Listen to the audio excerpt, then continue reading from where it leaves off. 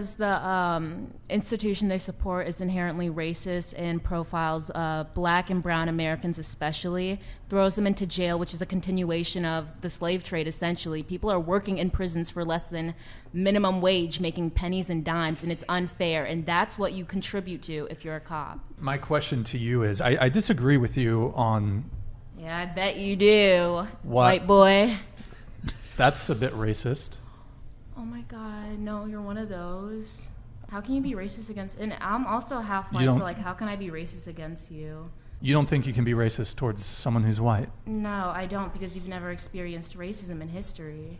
White people haven't experienced racism. One of the experiences. What's your definition of racism? I'd say basically like the persecution in any type of way that leads to the downfall of just like someone's life. Like, all right, guys, so the woke revolutionaries told us that the story that I'm about to talk about is impossible, okay? This never, ever, ever happens because it is impossible for white people to experience racism, okay? Impossible, never happens, okay? Except when it does happen, okay? And this story right here is an example of that, as the New York Department of Education is probing anti-white texts linked to a black superintendent. Now, these text messages from this black superintendent are an example of, again, overt racism towards white people. That, you know, again, if this superintendent was white and she was saying this stuff towards black people about black people, this would be a national news story. Okay, this would be an example. This is an example of anti-black systemic racism. Okay, this is what they would say.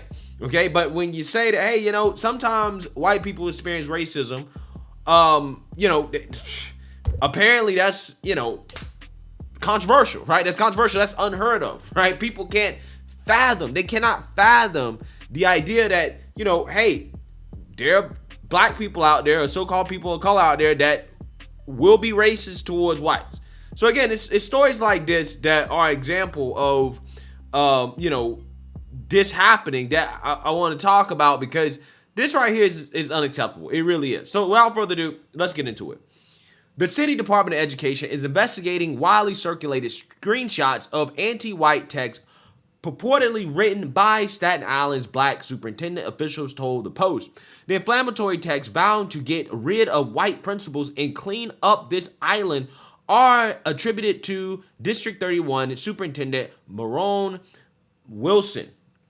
The screenshots were sent in emails to Chancellor Banks and other DOE and city officials from the encrypted email address mikeboy70 at protonmail.com. A message sent there got no response. The screenshots, which two principals forwarded to the Post, are troubling. Quote, "No more white principals on my watch," says one text message under Wilson's name. Quote, "I need to clean up this island," another text reads. Quote, "White folks need to recognize this is not the boys club anymore. A strong black woman runs this BITCH now, and they can either get on board or get out. If they don't get out, I'm going to take them out one by one. They're not gonna know what hit them. Gonna be fun." Yeah, so again, this is disturbing, right? This is extremely disturbing. She's saying, I'm a strong black woman and I run this BITCH now. They can either get on board or get out. If they don't get out, I'm going to take them out one by one. They're not gonna know what hit them. Again, how am I supposed to interpret this, right? How else are you supposed to interpret this, okay? Again, I would love to ask the woke lady that went on that dating podcast, you don't think this is racism? Right? You don't think this is racism? Because to me it is. This is a textbook example of racism. This is the type of racism they say happens all the time to black folks, but they can't really seem to come up with too many real life examples of this type of stuff happening. But again, you see this stuff all the time, this type of hatred directed towards whites that's not talked about nearly enough. A third text says, "Chris's white ass is GONE. It's happening." It is an apparent reference to Christopher Azalone, a former executive director of District 31 who moved to District 23 in Brooklyn as executive director of school support and operations. Quote, I agree to take CL. She'll keep the white folks off my back. The text continues, apparently referred to Christine Longland, who was removed by Chancellor Banks as superintendent of District 3 in Manhattan. Longland, who is white, now serves as a executive director of school support and operations in District 31. So again, there seems to be a plot here, a plot against white people, right, that is happening from a superintendent. How is this not systemic racism, right? This to me sounds like systemic racism to me. Another screenshot purports to show someone texting Wilson about two white Staten Island principals, David Cugini of Susan Wagner High School, a nephew of the late Christian Cugini, a former District 31 superintendent, and Nicholas Malee of IS 51. Quote, LOL, Malee and Cugini better play nice. They're first up on the chopping block, it says. After an NYPD officer was accused of punching a girl near IS 51 on January 3rd, Wilson sent Banks and a team of DOE supervisors to walk through the school to check on the well-being of students. The review found the building safe and without serious problems, but sources believe Wilson was cracking down on Malee. Wilson 52 did not return a request for comment. After the DOE press office alerted her to the email, she denied writing the text, contending that enemies are trying to smear her, officials told the Post. Yeah, this is the white man trying to smear her, right? This is what she's saying, right? This is probably what is going on in her head, that, hey, this is the white man, right? This is an attack from the white man. So let's scroll down here.